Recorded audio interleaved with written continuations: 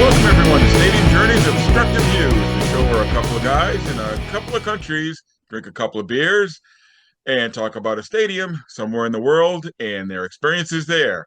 I'm Paul. And I'm Dave. And we're excited to be here with you tonight. So before we get started, make sure you subscribe to the Stadium Journey YouTube channel. Hopefully that's where you're watching this. Where else would you be watching it?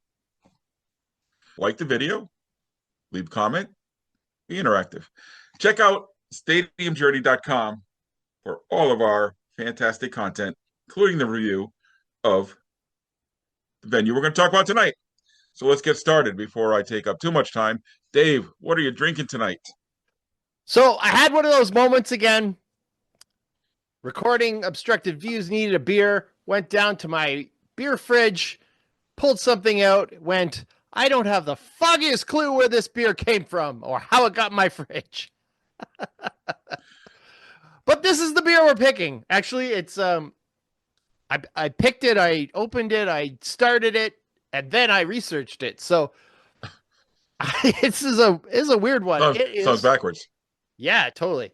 It is from Raleigh Brewing Company in Thornbury, Ontario, and it is a dry run pale ale.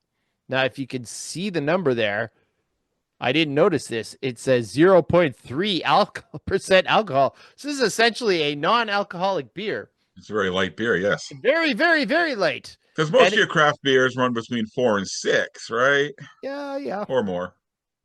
And at the bottom, it says electrolyte. So this is the Gatorade of beer. A Gatorade beer. So you can have that beer after you run a couple miles or something? Apparently. And actually, this brewing company, I was on their website, and they specialize in beers for the active lifestyle. So they have, the electrolyte beer, the low carb beer, the low cal beer. It's like, forget that place.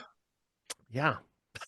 So anyway, how's it taste? It's very, very fruity. It's like a kind of, citrusy, like a Hogarten or whatever, but it's pumped way up.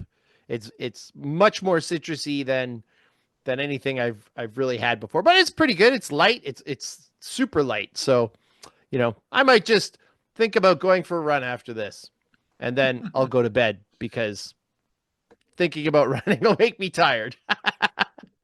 What do you got? Shouldn't you run before the beer, not after? Maybe. All right. So my beer today. Mine is also has a little bit of interesting story. You tried to say. Yeah, we took a little hiatus from recording. So during that hiatus, I kind of built up a stock of Obstructed View beers because, like you were just saying, sometimes you go to a place and you say, "Oh, that'd be a good beer for the show," and you can have a 4-pack. And I always say we drink 3 and we save 1 for the show. And so I'm in the back of the beer right now, scrounging. Ooh, we haven't used that one yet. Haven't used that one yet. So we found one called the Route 3 Amigos. It's a play. These lights are just reflecting off everything. There we go, back here. Route 3 Amigos Mexican style lager. So it's a play on the Three Amigos movie starring Steve Martin, Martin Short, and Chevy Chase. Hey, look at that. Yeah, and thanks for the dance. And it's also a play on Route 3, which is a route that goes from Boston up through into New Hampshire. And all 3 of the breweries, it's a collaboration. All 3 of the breweries are located on Route 3. So Route 3 Amigos. It all makes sense. And it's from a place called, I picked it up at a place called Epigram Brewing, which I have mentioned on the show before. But the collaborations the collaboration is with Modest Roots, which is also in Tingsboro, Massachusetts, and Navigation Brewery, which is in Chelmsford, all along the Route 3 corridor, if you're familiar with the towns in and around Boston. Anyway, it's Mexican lager. So we're recording this at the end of August. It's Mexican lagers, as you may know if you're familiar with the type of beer. Very light, very summery. So perfect for the season. And if you are visiting today's destination, we might be drinking that sentence is going to sound funny given the name of this beer. We might be drinking a Blonde in the Bleachers Belgian Blonde Ale from Chilly Water Brewing, because today we're talking about Gainbridge Fieldhouse in Indianapolis, Indiana, home of the Indiana Fever. That's right. It's our first WNBA Obstructed Views. Before we dive in, Let's take a look at the stadium vitals.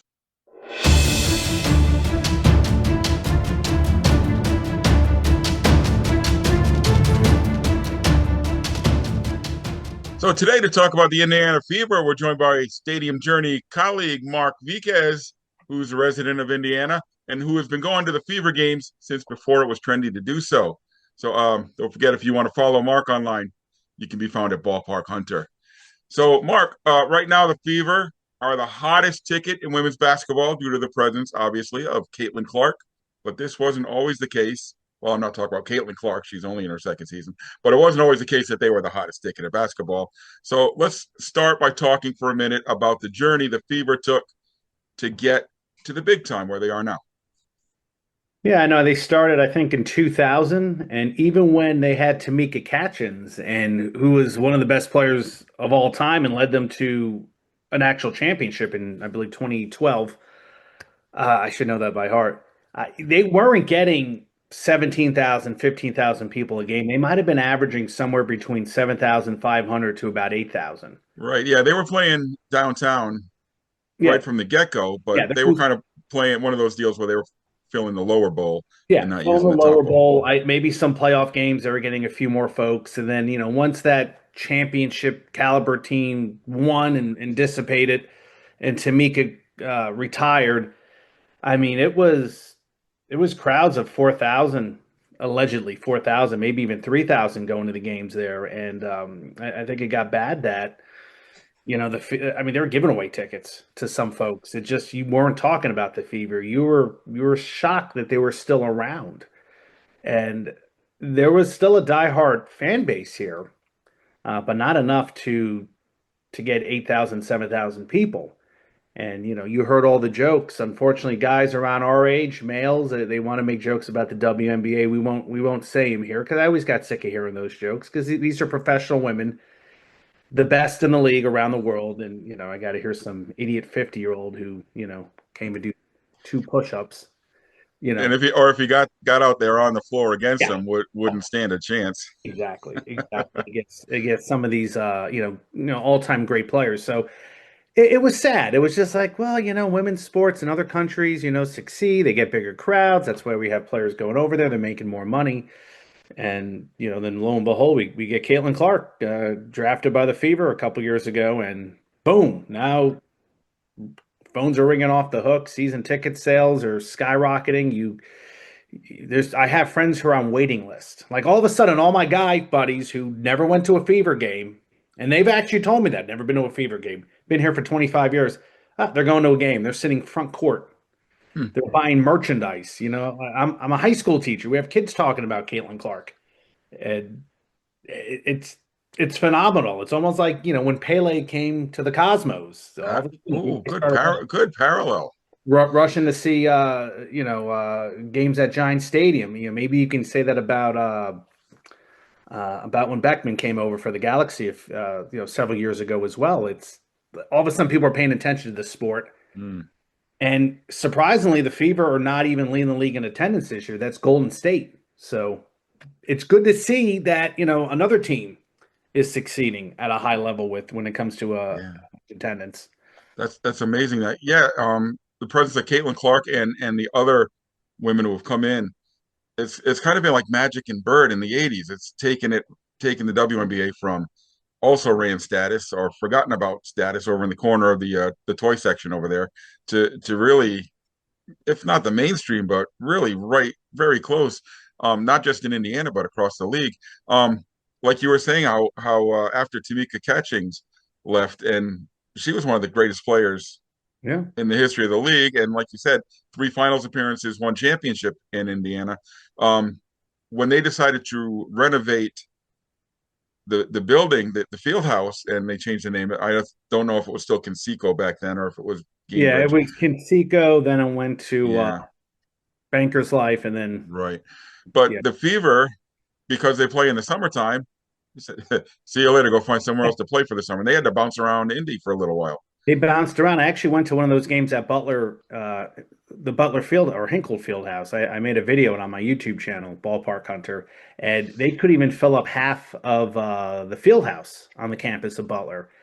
And that was during a time when I think Stranger Things came out, so they had these specialized jerseys. They still do, and they were selling those. That was like their big claim to fame.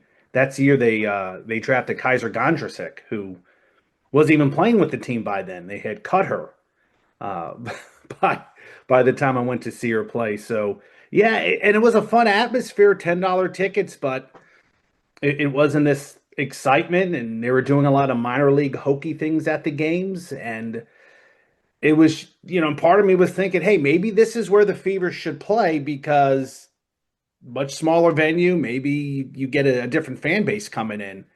And I think I went 2 years later to a game, and balcony sections are sold out, and it was like attending a Pacer game.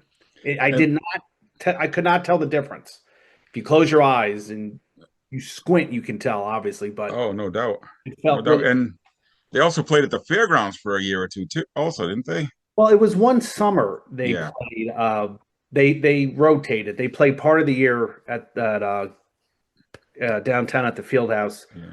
Gainbridge, and then I played a selection of games at I forget it hasn't. Let's just call it the Pepsi Coliseum, the Right. Fairground Coliseum. That's a historic name. They played a few games there. I didn't go to a game there, and I went to the Butler Fieldhouse. Hinkle Fieldhouse. So they actually played three venues Yeah. this summer. Jeez. They were kind of like the New York Giants. Got kicked out of Yankee Stadium and went to Giant Stadium. They're bouncing around. And so the team bottomed out, number one overall picks 2 years in a row. In 2003, they get Aaliyah Boston, and then they win the big one in 2004. They get Caitlin Clark, and like you said, what a transformation. I've only been once to a Fever game. I was lucky enough to go in early July. And I'm lucky enough where she was injured and didn't play, but Yeah, still, it's tough. the field house was banged out, filled to the rafters. In fact, our seats were in the last row on the end, so we had the Bob Uecker seats. Yeah. But whatever they're paying Caitlin Clark is not enough because I would say 75% of the fans in attendance had a Caitlin Clark jersey or a Caitlin Clark hat or a Caitlin Clark t-shirt on. It was Hmm. unbelievable. Yeah, and even the All-Star festivities this year that coincided with the Black Expo, which sort of kind of mashed up like a lot of stuff going downtown. Uh, you saw a lot of kids out there with Caitlin Clark jerseys. Now you saw some away fans. I saw some Paige Bukers, and I saw some folks from Toronto rocking the future WNBA team. So you saw the real fans. I think the real fans who came to the All Star game, and you like to talk to those folks because they're the ones who have the really great insight. There's a couple girls I play kickball with. They've always had partial season tickets, and they'll sit there and they'll watch a game at the bar after a kickball game, and then they're screaming and yelling like I'm watching the Mets play.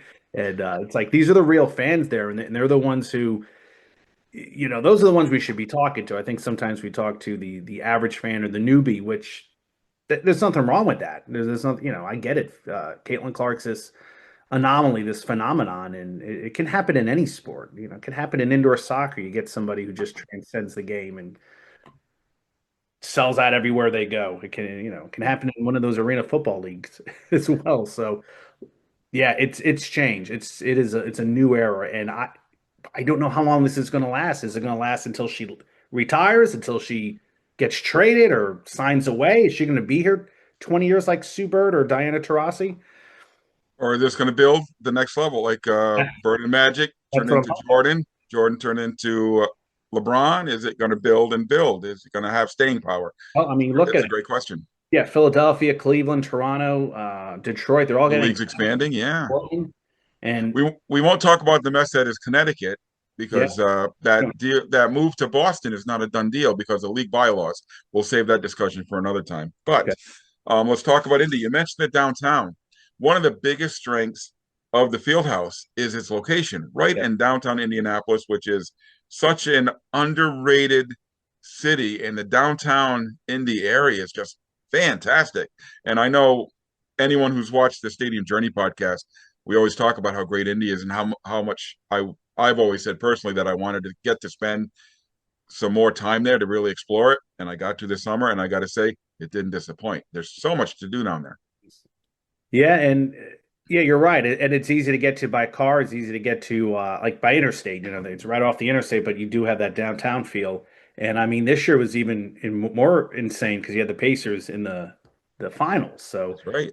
but up until then, I mean, Caitlin Clark had owned basketball in this town. Even the Pacers championship run last year, I think they probably eclipsed it a little bit this year. Of course, she's injured as well, which kind of stinks. But yeah, going to a game. I mean, I'm not a huge fan of downtown compared to like Fountain Square or Mass Ave. Those are not too far away. But if you get a hotel downtown and you can walk to the field house, you can Yep. drink on Georgia Street with an open container.